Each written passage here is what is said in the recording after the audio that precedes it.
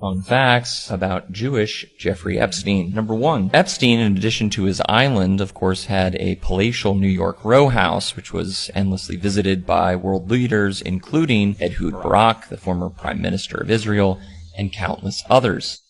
Now, what's curious about that row house is that his next-door neighbor while there, again to Jeffrey Epstein, was none other than Howard Lutnick, the Jewish individual who is Donald Trump's Secretary of Commerce. So one of the most powerful people of the Trump administration was living next door to Jeffrey Epstein.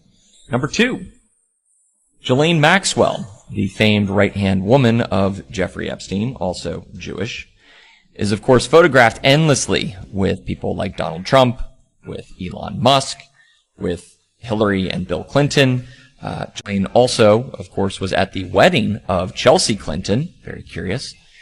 And Ghislaine Maxwell's father, Robert, was not only an Israeli super spy, there's an entire book about his esteemed life doing so and spying on behalf of Mossad and Israel, but also a billionaire whose personal friend, Samuel Pizar, happens to also be the stepfather to none other than Secretary Anthony Tony Blinken, who under the Biden administration many people claimed was running the country. Joe Biden's children all married Jews. Kamala Harris married a Jew.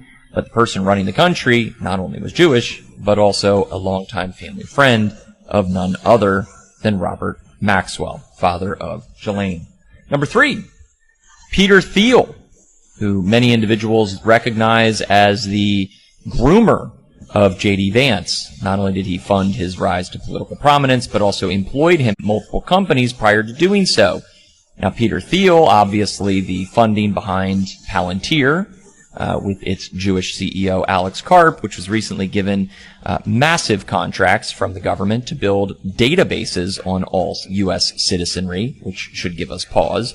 But prior to Palantir, Peter Thiel was involved in endless Silicon Valley startups, including Carbine 911, which on its board of directors included Ehud Barak, who we previously mentioned visited Jeffrey Epstein's home, and in addition also had monetary ties to none other than Jeffrey Epstein himself. Not only is the Trump and Vance administration tied directly to Epstein, but so was the Biden administration, the Trump administration, the Obama administration, and all the way back to the Clintons. So for 25 plus years, this has been a developing, blossoming relationship.